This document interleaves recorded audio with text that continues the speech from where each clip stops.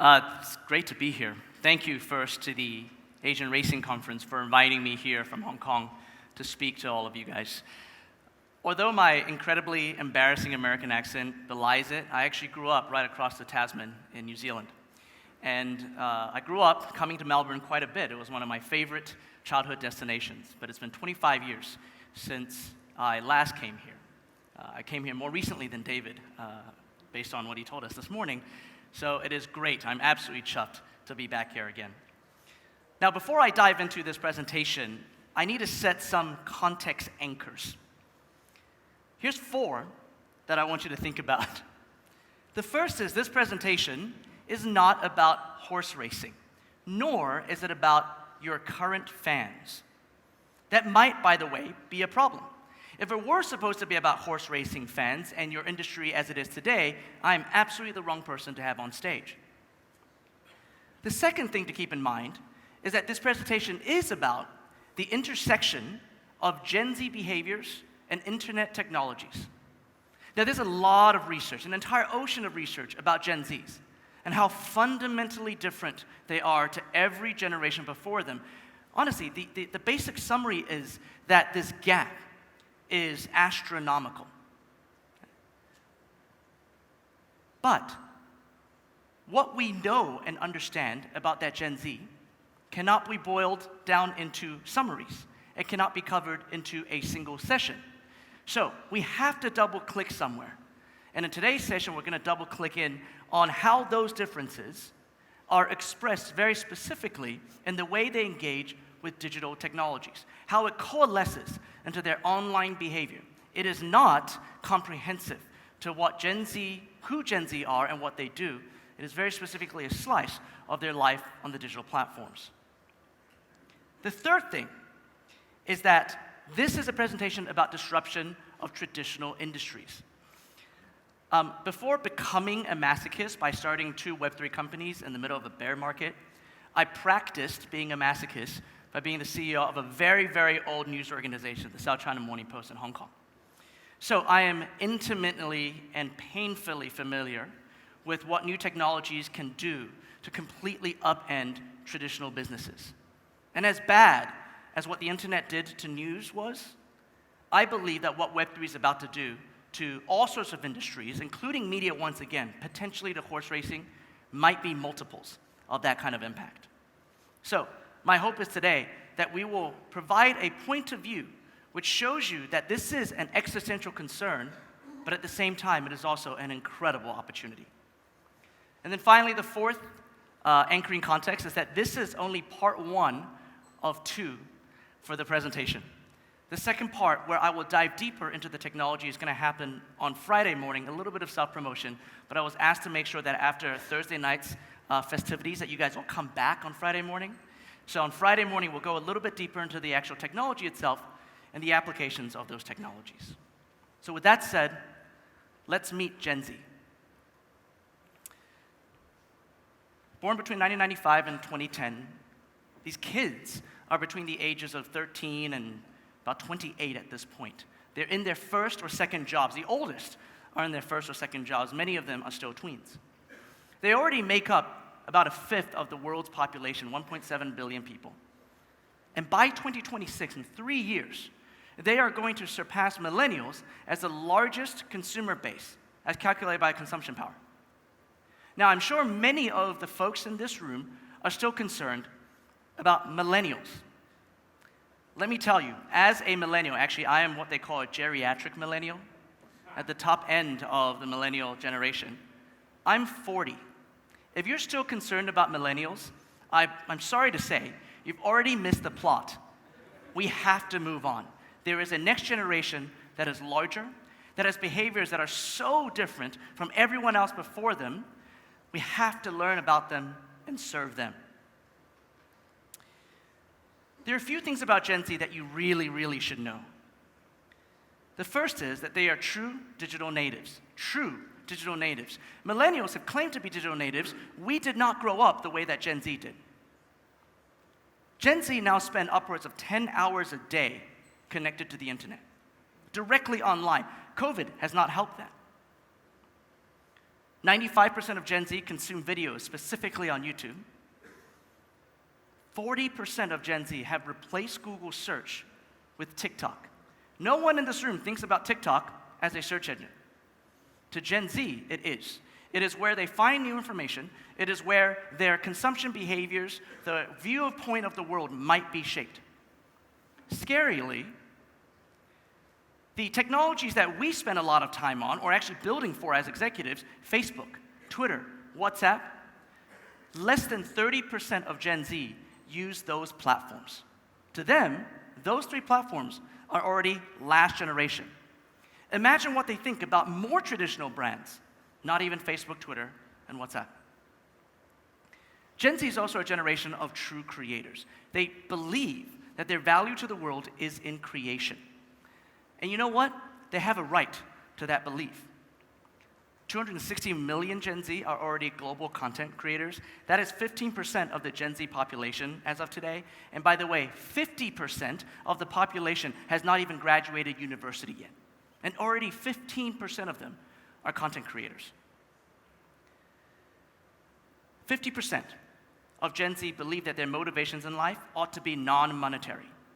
Their entire belief set, what drives their activity, and therefore in the future, what drives their work, and where they believe their value is, very different from generations before. You know what? The reason why Gen Z all believe that content creation is a viable career is because you can make a lot of money doing it.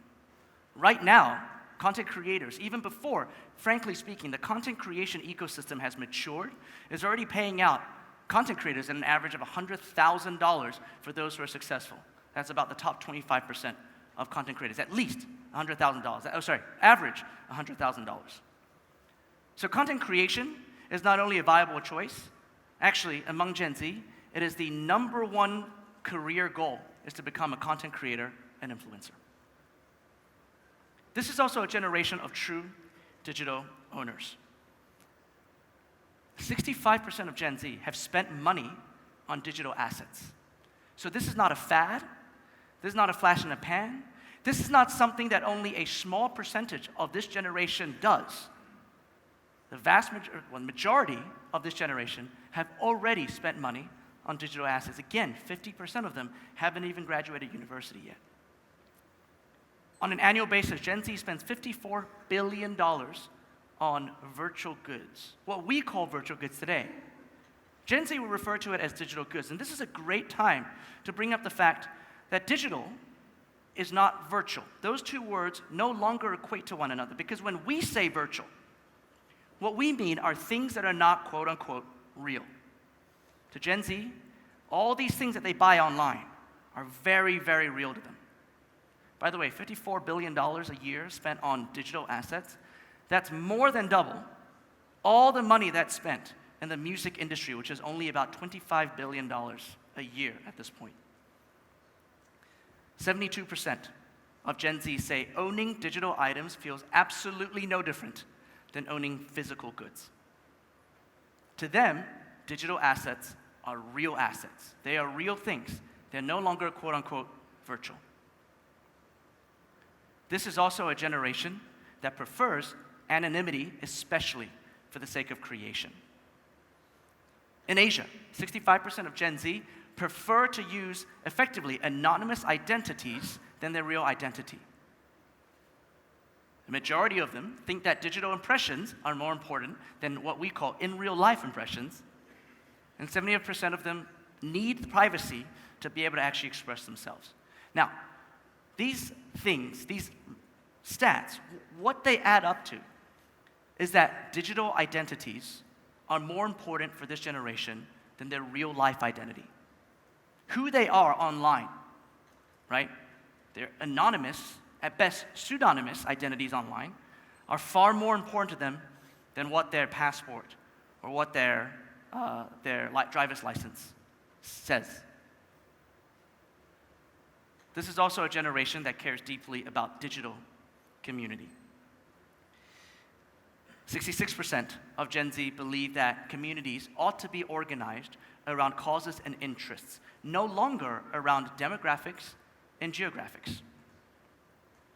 They send 60 billion messages a day on Roblox. Who has heard of Roblox in this room? Okay, a lot of you guys at least have young kids.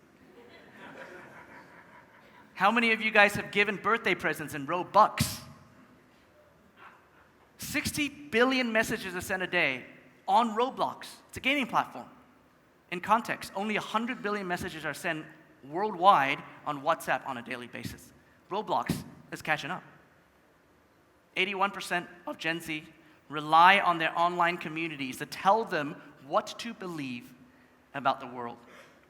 And the key thing here is that they care deeply about these online communities. These online communities tell them what to think, tell them what to buy, tell them who they are. And to Gen Z, people that they meet online are of equal importance to the people that they meet in real life. They no longer distinguish between the two.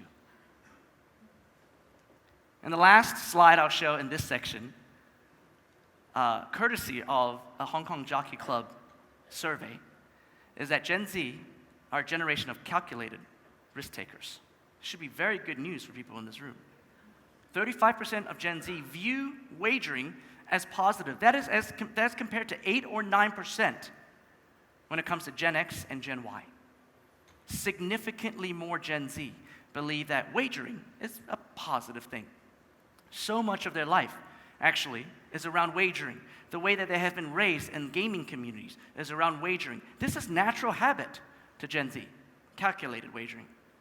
And they bet somewhere in the middle when it comes to frequency between Gen X and Gen Y. So, what do they do? We now know these stats. We now know that they're very different. What exactly do they actually do? I'm going to give you 3 examples, 3 Gen Z. Let's meet first John. He is the NFT collector. Everyone here has heard of NFTs? You don't need to know really what they are, but you've heard of them, I hope. Okay? They're digital pictures. And many of you are rolling your eyes because digital pictures should not have any real-world value, certainly not hundreds of thousands of dollars worth of value. I get you. We will get to why they have value on Friday, but let's talk about John and what he does with those NFTs. John is 22 years old, lives in Japan. He's a recent graduate from university, full-time content creator. That's what his job is, and most importantly to him, he's an owner of a Bored Ape. Most of you have also probably seen a picture of this monkey before, or something that looks like it. Let me explain to you what the Bored Ape Yacht Club is. It is almost certainly the most famous NFT collection in the world. There are 10,000 of these. They're all unique, every single one of them. No two looks alike, looks the same. They were launched just about 2 years ago at the start of 2021. They are now worth the floor price. The cheapest Bored Ape today is worth $125,000 US. At their height, the most expensive trade in Bored Ape history was a single Bored Ape for $3.4 million US. 10,000 of them, only about 5,600 unique owners. There are 5,600 people in this very, very exclusive club, including John. So, why is Bored Ape so important to John? The first thing is that this Bored Ape is John's digital identity and his most important identity. I don't know what John named this Bored Ape, but the majority of Bored Apes out there, all 10,000 of them, have names given to them by their owners. And John refers to himself across all of his communities and networks by this Bored Ape's name and with this Bored Ape's picture. Almost certainly. His Twitter account has this picture on it. His Discord account has this picture on it. His credit card now with MasterCard probably has this picture on it. And if he could, he would put this picture on his driver's license and his passport. This is by far the most important identity to him. This is how most of his friends know him. The second thing, that he is a true stakeholder. Let me tell you how much of a stakeholder he is. Not only does he own a Bored Ape, he owns pretty much everything that the parent company that created the Bored Ape, which is called Yuga Labs, everything that Yuga Labs has dropped or sold since then. Here's his journey. He bought a Bored Ape. Yuga Labs at one point dropped into his wallet, which is the thing that holds his digital assets, just gave him for free this thing called a serum. It's a potion. No one knew originally what that potion did.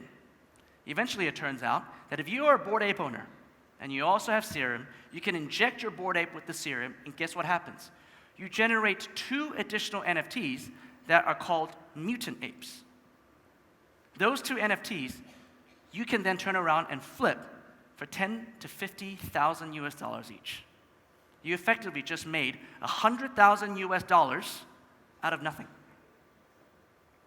And then Yuga Labs comes around and says, hey, we are going to start printing our own currency. It's called ApeCoin. Do you want some? John says, hell yeah. He gets dropped some and then goes onto the open marketplace and buys a load more. As digital assets he keeps in his wallet. Why? He doesn't know. All he knows is that at some point that ApeCoin is going to be used as the transactional currency of that ecosystem, and he cares. He needs it because he needs to buy things that other Bored Ape owners have. And then finally, Yuga Labs came out and said, you know where apes live? No longer just in this yacht club. They now live in this metaverse, this digital world called Otherside. And we're going to start selling off deed to land in Otherside. And guess who was first in line to buy that land? John. He doesn't know what he's going to do with that land yet, but he does know eventually that land is going to be of value because it is going to be scarce. There's only going to be X number of pieces of land, and he's going to own one of them, or 2 of them, or 3 of them. I'm not sure how many John has. And then eventually he believes he will make money of it, or he'll be able to build on it, and he will be able to literally live in that world. That's stakeholdership. And then finally, he is a community collaborator. His entire life is now revolving around this community. He does everything with this community. He is constantly talking to other Bored Apes, not Bored Ape owners, Bored Apes. The apes communicate with one another, not the owners behind them. He actually probably knows Eminem and Snoop Dogg, but through their Bored Apes. Both of them own Bored Apes, several of them actually. And they actually now exist as Bored Apes a huge majority of their time online. He goes to Bored Ape Yacht Club parties and events. He's probably business partners with other Bored Apes because guess what? This image comes with all of his commercial rights. He might be one of the hundreds of Bored Ape owners who have now started businesses with this brand, with their specific ape. Fast food restaurants, fashion lines. The aforementioned Eminem and Snoop Dogg, they released a music video. They debuted a piece of music using their Bored Apes, and their Bored Apes showed up at the Grammys. Okay. Now, beyond that community collaboration, let me tell you a little bit about something that just happened. Yuga Labs, in January, released a game, January 18th, and it was only live for 20 days. In this game, and you can giggle at this because this is absolutely ridiculous, was called Dookie Dash. You literally swim through sewers, I think trying to avoid getting hit by poop. In 20 days, okay, in 20 days, this game, this was only live for 20 days, it created an entire cottage industry that all of us wish we could create. Millions of dollars of revenue was generated for Yuga Labs with a 20-day game. 7.5 million runs were put in place. On average, every single player spent 28 hours on this game within 20 days. Altogether, 80 years collectively were spent in this game in just 20 days. They stopped it. They might release something else. But this is the kind of community collaboration that happens over and over and over again in the Bored Ape Yacht Club. And this is why John feels like this identity is more meaningful to him than anything else. Next, let's meet Ruby. She is a DAO member. DAO stands for Decentralized Autonomous Organization. This is effectively a company without centralized authority. Members buy into a DAO, and the money that they use to buy into the DAO goes into a shared treasury. And then everyone who's a DAO member gets to vote on what happens with that treasury, how to deploy the resources that are pooled. Effectively, it is company means community means political ideology. Ruby's 25 years old, she's based in the United States, she's a freelance designer, and she was a former member of Constitution DAO and a current member of Friends with Benefits. Let me tell you about these two DAOs. Constitution DAO had a short and controversial life and now an afterlife. Over the course of several weeks last year, Constitution DAO raised $40 million for 17,000 normal individuals around the United States mostly. For what purpose? To buy one of the original copies of the US Constitution that was up for auction. 17,000 Joe Schmoes put money in to try and buy and co-own an original copy of the US Constitution.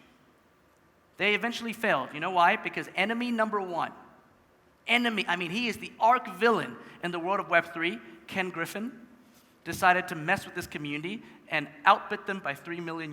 I don't know what Ken Griffin's going to do with the Constitution, but he just wanted to make sure that these guys lost, and he won the auction. $40 million raised in about 3 weeks, under 3 weeks. It was raised. Okay. The money was eventually redistributed among the members, but the governance tokens were still there for the DAO. And the members have now turned the Constitution DAO into a community, a worldwide community, who cares about the protection of, the preservation of, and the education with historical assets. What they do in the future, I'm going to be watching very, very closely. What about Friends with Benefits? You know, this DAO is kind of secretive. It only has 6,000 members. It will probably never get much larger, if at all, from that. These members are all creatives around the world. It has been described as a decentralized Soho house. I don't know if the Australians in the room particularly know what Soho House is, but there's one coming to Sydney. I just saw an email about it. It is a social club that is global, that is decentralized. And these DAO members, including Ruby, believe that Friends with Benefits is their most important community. This is where they share ideas. This is where they collaborate on creations. There are a number of really, really famous visual artists, of folks in Hollywood, right, movie producers, as well as musical artists who belong to Friends with Benefits. Their events are all private. They don't care that you know that they're in Friends with Benefits, because the value that they extract from that community is so unique that they actually want to keep it as closed door as possible. For them, it's alpha. The transaction volume is relatively low, which means that people who belong to this community don't give up their membership. They don't trade them because of how important this is. And this takes up a huge part of Ruby's life. Finally, let's meet Malcolm. He is the metaverse citizen. Now, when I say the word metaverse, I can already imagine what is in your head. I want you to wipe all of that clear out. The metaverse does not need to be virtual reality. It does not need to be 3D. And it sure as heck shouldn't be Facebook.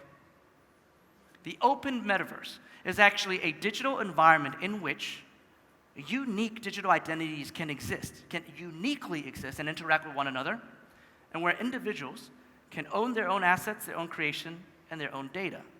In short, the metaverse, more so than a virtual reality world, is a new kind of statehood.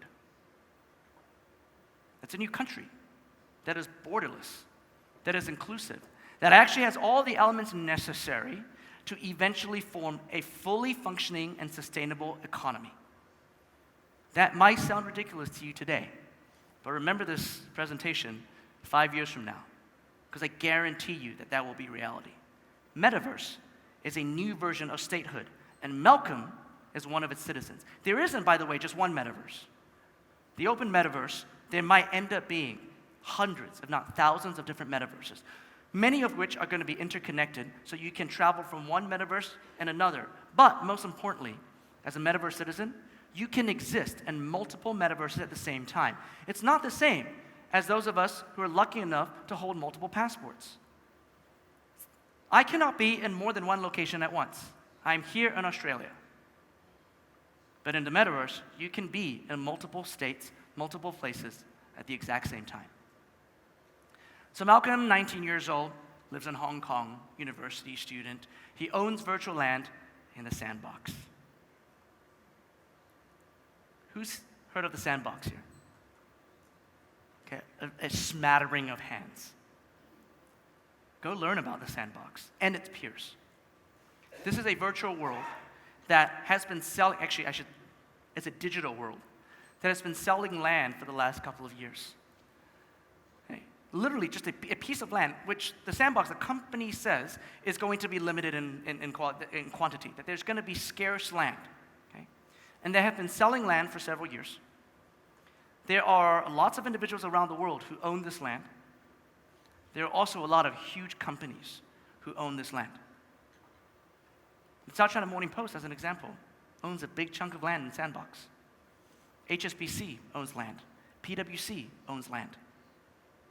There are a number of real estate companies in Hong Kong as well as elsewhere that own land. The world's largest gaming company owns huge tracts of land in the Sandbox. Now, what do all these landowners do? Like Malcolm, they build. Not only do they own these deeds that they believe is going to go up eventually in value because of scarcity or promised scarcity, what they can do today is they can build. They are creative tools that allow them to create digital environments that would be impossible in the real world because of the limitation of physics. But they're also very used to building because Malcolm, along with his peers, grew up building in Minecraft. Malcolm's younger sister is building in Roblox. What we call voxel-based creation, these little tiny blocks, which most of us look at and say, ugly. We've gone beyond that. Hasn't graphics improved to the point where everything's supposed to be photorealistic? Guess what? The next generation exists in the world that photorealism doesn't really matter to them because they grew up with Minecraft and Roblox. And building in Sandbox with voxel-based creative tools is native, is organic behavior for them. So that's what Malcolm is doing with a lot of his time. But on top of that, he's a daily active earner. When he plays these games, the ones he creates, the ones other people create, he's actually making money. Because his entire state, this digital state, is powered by its own token, its own internal economy. So as he plays, he is earning. People are doing the same thing in Minecraft. They're doing the same thing in Roblox. I have a friend whose 11-year-old daughter spends all of her time in Roblox. Why? Because she built a hot dog and lemonade stand in Roblox, and she's selling virtual hot dogs, digital hot dogs, to people, kids from all around the world, and earning very real money doing that. That's something, by the way, you can't do on the streets of Hong Kong, so instead, she's doing it in this digital world, in the metaverse. And then finally, Malcolm is an explorer. He's spending his time going from experience to experience. To him now, having an experience must be immersive. And in doing that, and by the way, it's not just in Sandbox, he's spending time in Decentraland, in the aforementioned Minecraft and Roblox as well. But true experience must be immersive. And he is engaging with brands that are actually building in this world, including very traditional brands like Gucci, including, you might feel like the show is passé, but shows like The Walking Dead, who built zombie games in it, or even, believe it or not, Care Bears, which has an execution in Sandbox as well. So we've met 3 Gen Z, and we've looked at the activity that, at the start of this presentation, you might think, I don't understand why anyone would pay $100,000 for a JPEG, for a digital picture. I don't understand why anyone would put money into a community treasury in hopes of buying some asset. And I certainly don't understand why people would choose to spend time in a digital world instead of going down the street and meeting with friends in person. But here's what we've learned about Gen Z. They spend the vast majority of their waking hours in the digital world. The digital identities are more important than their in-real-life identities. And you add those first 2 points up, it means in the future, they're going to be spending the majority of their income, the majority of their consumption power is going to go into the digital world where their most important activities and identity live. They create and they expect to own those creations. And remember, digital assets for them are very, very real. They're no longer quote unquote virtual. And finally, they exist in digital communities that shape who they are, that help them decide what they buy, how they live, what they believe in. So now, do these activities make sense to you? You may not agree with them, but hopefully they make sense why Gen Z are starting en masse to exist like this. And this is where Web3 and blockchain technologies come in. Without blockchain and without Web3, which is really blockchain-powered internet, these activities could not happen in the digital world. This is not a technology that has changed somebody's behavior. This is a technology that exists so that it can actually enable the behavior that is organic and native to this next generation. Blockchain allows for actual digital ownership. We're not going to get into details here. Again, Friday morning, I will actually get into how it allows digital ownership. But blockchain allows digital ownership online in a way that has never existed before. Non-fungible tokens means that I can prove ownership of something, which means that I can create a free market. Free market trade. And then finally, cryptocurrencies mean that I can transact without having to go through centralized authority, centralized banks, and centralized storage. I now can earn money and make money off of my creations as well as my data without a bank telling me yes or no. Because of these technologies, Gen Z can actually operate and live the way that they actually want. So today, I'm going to leave you with 3 questions that I hope to help answer in part 2. Imagine if wagering in horse racing was done on blockchain. Imagine if it was done in a way that was regulated and that was safe, not the seedy, illegal betting underbelly that Winfred talked about in the morning. That means that there will be global access, instantaneous global access to horse racing. Immediate settlements that pay out all over the world. But for clubs and federations, it means you guys can create your own economy. That you can create a token, right, a closed cycle economy, however you want in this world. That benefits, by the way, not just your clubs and federations, right? Not just the horse owners, but also everyone that participates. Imagine if a DAO could own a horse. This pillar of horse racing that is really, really quite limited to a select few all around the world because it is so inaccessible, suddenly becomes accessible to the world. It's democratized horse ownership. It allows a next generation of enthusiasts who are already into buying digital assets and then betting on digital assets to get in to horse racing with stakeholdership, not just as a wagerer, not just as a bettor.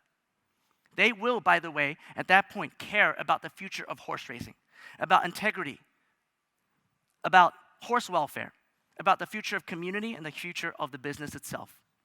And then finally, imagine if club memberships were NFTs. The memberships themselves become real identities for Gen Z. The activities that all of your clubs spend an inordinate amount of money and effort to actually put on, they shift to being community powered. They become organic. Because it's identity, they're going to want to actually, these community members are going to want to lead these organic community activities. Most importantly, memberships become liquid assets. And that might scare many people in the room. But the reality is that when they become liquid assets, if structured correctly, they will grow exponentially in value.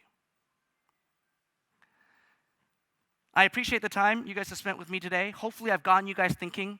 On Friday, we're going to continue this at 9 a.m. and talk about the technology and dive into enterprise applications of blockchain technology and why I think all of you guys should start experimenting. Thank you so much.